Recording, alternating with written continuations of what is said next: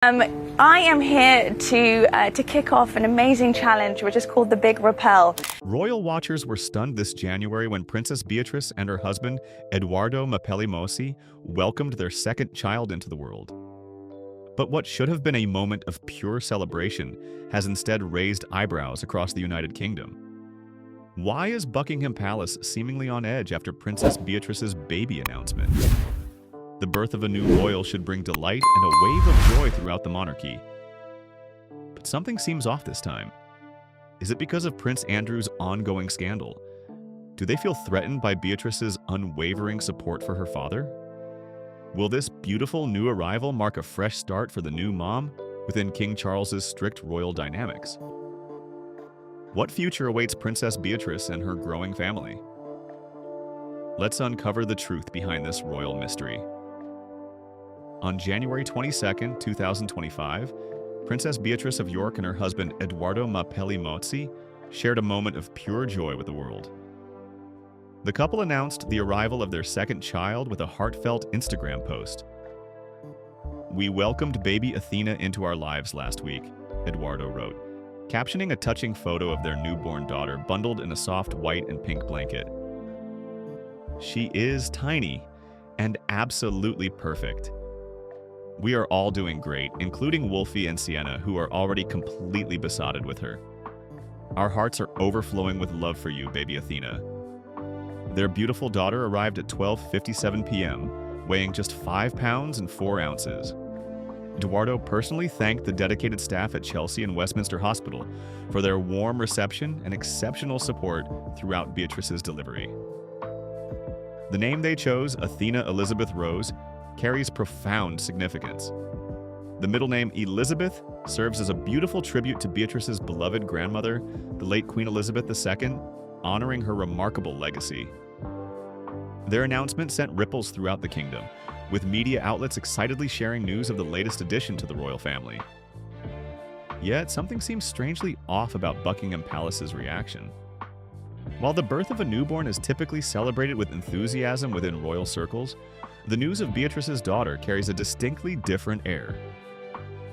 Amidst the congratulatory messages from well-wishers, keen observers couldn't help but notice how Buckingham Palace's response seemed unusually subdued. Some people speculate that Athena Elizabeth Rose arrived at a particularly sensitive time when the royals were already facing turbulence behind closed doors. Others believe her birth might be viewed as a distraction from bigger problems currently facing the monarchy. Despite the loving messages flooding in for Beatrice and her family, there appears to be much more happening beneath the surface. What's particularly telling is the contrast between how Beatrice announced this child compared to her first daughter, Sienna. The announcement for Sienna was formal and cut to the chase, very much in keeping with traditional royal protocol. In contrast, the reveal of baby Athena Elizabeth Rose featured Eduardo's relaxed and emotional words, followed by an adorable picture of the newborn tucked in a soft pink blanket, shared widely online. Even more telling was an unprecedented blunder that has royal watchers questioning what's really happening behind the palace gates. On October 1st, 2024, when Buckingham Palace first announced Beatrice's pregnancy, something extraordinary happened. The palace released an official statement on social media that contained a glaring error, one that has royal experts buzzing with speculation. The initial post on X referred to Beatrice with an incorrect spelling of her title as Her Royal Highs instead of Her Royal Highness. The palace quickly deleted the post, but not before millions of eagle-eyed royal followers had taken screenshots. Their corrected statement read, "Her Royal Highness Princess Beatrice and Mr. Eduardo Mapelli are very pleased to announce that they are expecting their second child together in early spring, a sibling for Wolfie aged 8 and Sienna aged 3. His Majesty the King has been informed and both families are delighted with the news."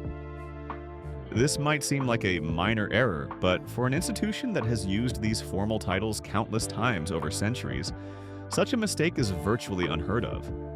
Was it truly just a simple typo? Or was Buckingham Palace sending a subtle message to Princess Beatrice? You would think Buckingham Palace staff have used the phrase Her Royal Highness so often that misspelling it would be almost impossible. What if they were sending a silent message to the princess? Beatrice was given the title Her Royal Highness Princess Beatrice of York at birth in 1988, as her father, Prince Andrew, was the Duke of York. She earned this title, so why would the palace send such conflicting signals? Do they secretly want to revoke Beatrice's title even though she is not a working royal? Many find this shocking, especially since Princess Beatrice and her sister Eugenie have dedicated themselves to charity work, despite what some perceive as unfair treatment from Buckingham Palace. What makes this situation even more complex is that Beatrice's children with Eduardo, Sienna and now baby Athena, do not have royal titles within Buckingham Palace. Queen Elizabeth II did not bestow Eduardo with a dukedom or earldom before her passing, or after his marriage to Beatrice. Her beautiful daughters cannot be referred to as princesses, even though Beatrice herself is 11th in line to the throne. Interestingly, Eduardo's Italian heritage provides a different perspective. As Count Alessandro Mapelli Mozzi, Eduardo's father, explained to the Daily Mail, being the only male descendant, Eduardo will inherit the family title. Eduardo is a count, his wife will be a countess automatically, and any of their children will be counts or nobildonna. In some ways, Eduardo's family has been more inclusive of Beatrice's children than Buckingham Palace itself. To understand why this matters so deeply, we need to know more about Princess Beatrice herself. Born on August 8, 1988 in London, Princess Beatrice is the eldest daughter of Prince Andrew, Duke of York, and Sarah, Duchess of York. As the fifth grandchild of Queen Elizabeth II, Beatrice enjoyed a special relationship with her grandmother, with many believing she was the Queen's favorite granddaughter. Growing up as a royal, Beatrice was showered with love and privilege. At just 9 years old, she received an extraordinary gift from the Queen. Birch Hall, a Grade II listed mansion in the village of Windlesham in Surrey, valued at £1.5 million. Though her mother ultimately declined this generous offer due to the substantial maintenance costs, the Queen instead established a £1.4 million trust fund for Beatrice and her younger sister Eugenie. Beatrice began her education at Upton House School in Windsor, later attending Coworth Park School and St. George's School in Ascot, where she achieved excellent results. She continued her academic journey at Goldsmiths College, University of London, graduating with a history degree in 2011. Like every royal family member, Beatrice had to balance the expectations of royal duties with the challenges of being constantly in the spotlight.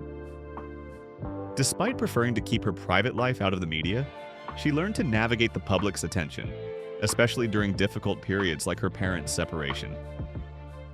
After university, Beatrice took on increasing royal responsibilities. In 2012, she supported Queen Elizabeth II alongside Prince Philip during the Royal Maundy services. Her royal duties expanded to include representing Britain at international events, such as the Great Britain Showcase in Germany, and official appearances in the United Arab Emirates. By 2020, she was serving as a Counselor of State, a significant role in the royal hierarchy. Beyond her royal obligations, Princess Beatrice has pursued numerous charitable interests that reflect her genuine compassion for others. Her philanthropy goes far beyond mere duty. It springs from a sincere desire to help others thrive. As she once expressed, that legacy for young people is still the most important thing, and at the very core of what Outward Bound really stands for. What do young people really need to thrive? She has been particularly dedicated to supporting young people facing cancer through her work with the Teenage Cancer Trust.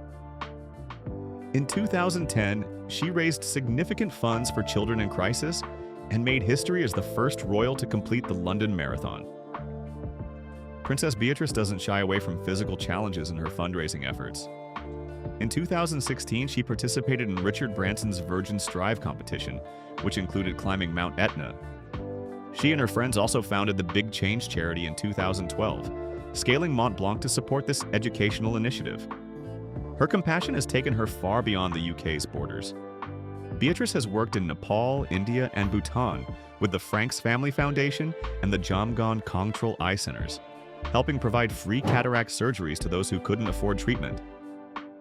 Her humanitarian efforts earned her an honorary award at a gala in New York City.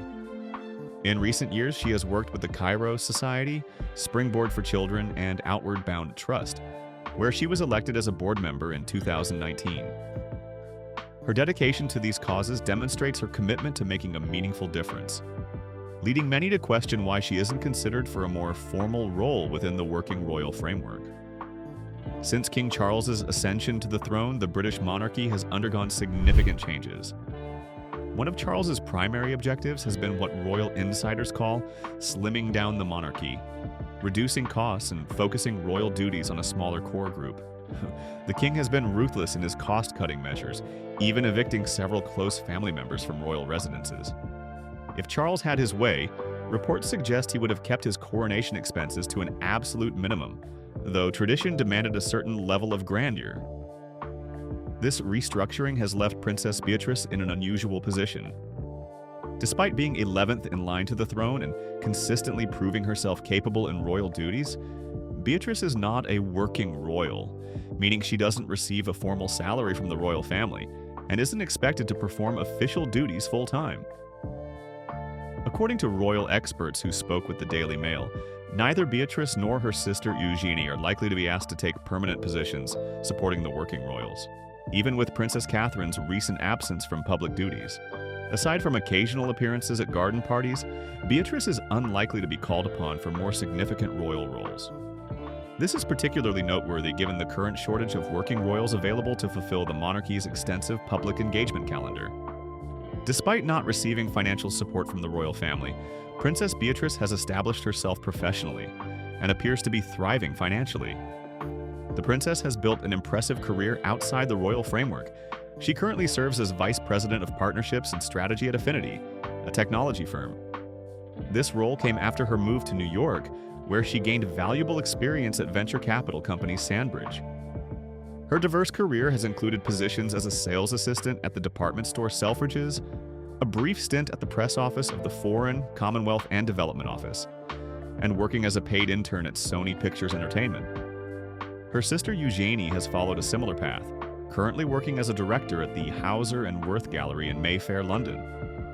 Both York sisters have successfully ventured into careers outside traditional royal activities while maintaining their commitment to charitable organizations. Reports suggest Princess Beatrice's net worth exceeds £3.5 million, a testament to her professional success despite her lack of official position at Buckingham Palace. This independence has its advantages. While Beatrice promptly represents the royal family when called upon for key events like Trooping the Colour and Royal Ascot, she also enjoys freedoms that working royals don't have. She isn't bound by the strict protocols that govern the daily lives of senior royals, allowing her to establish herself in a career that genuinely interests her. Unlike most senior royals, Beatrice can also engage more freely with charitable causes on social media, though she has chosen not to maintain a personal social media presence. Her sister Eugenie, however, has embraced social platforms and was among the first royal relatives to share news about little Athena Elizabeth Rose. At Beatrice's wedding, while Prince Andrew did walk his daughter down the aisle, he was notably absent from the official wedding photographs released by Buckingham Palace, a telling sign of the family's attempt to distance the celebration from the controversy. Many royal observers believe King Charles's reluctance to bring Beatrice into the fold as a working royal stems partly from concerns about her association with her father, despite her own impeccable personal reputation. The sins of the father, it seems, continue to affect the daughter's standing within the royal hierarchy. While Princess Beatrice has shown silent support for her father, she has been careful to shield her children from any potential fallout. This delicate balancing act, honoring family loyalty while protecting her own family's future, demonstrates Beatrice's maturity and wisdom in navigating extremely challenging circumstances. Despite these challenges, Princess Beatrice has created a life that balances royal heritage with modern independence. With her successful career, charitable work, and growing family, she has established herself as a unique figure in the royal landscape. While King Charles appears committed to his streamlined vision of the monarchy, some royal experts suggest that Prince William, when his time comes, might take a different approach. The next in line to the throne could potentially create more opportunities for Beatrice to serve as a working royal. Beatrice has consistently demonstrated her sense of service and duty. Her charm, beauty, and dedication to charitable causes have earned her considerable public affection. Many believe she should be more prominently involved in royal duties, especially given Princess Catherine's temporary step back from public engagements. However, at this stage in her life, Beatrice appears content with her current balance. In an interview, she emphasized her core values. Family is everything. This simple statement perhaps best explains her current priorities, focusing on raising her children while contributing to causes she cares about, rather than pursuing a more prominent place in the royal spotlight. For now, Beatrice seems to have found an ideal balance between motherhood, charity work, her professional career, and occasional royal duties. This unique position allows her to honor her heritage while forging her own path forward. As baby Athena Elizabeth Rose begins her life, she joins a family navigating the complex waters between royal tradition and modern independence, with a mother who has proven remarkably adept at finding her way through these challenging currents. Princess Beatrice represents a new kind of royal, one who balances respect for tradition with the realities of contemporary life. Whether this signals a permanent shift in how the extended royal family operates, or is simply a temporary arrangement under King Charles's reign, remains to be seen. What do you think about Princess Beatrice's situation? Should Buckingham Palace reconsider her role, especially given the current shortage of working royals? Or is she better off charting her own course outside the constraints of full-time royal duties?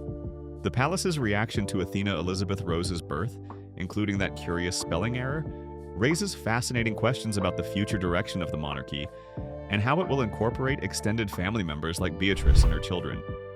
We'd love to hear your thoughts in the comments below. Do you think Princess Beatrice deserves more recognition for her charitable work? Should she be brought into the fold as a working royal? Or is she thriving precisely because she has more freedom than the senior royals? If you enjoyed this deep dive into Princess Beatrice's royal journey, please like this video and subscribe to our channel for more royal insights and updates. Thank you for watching.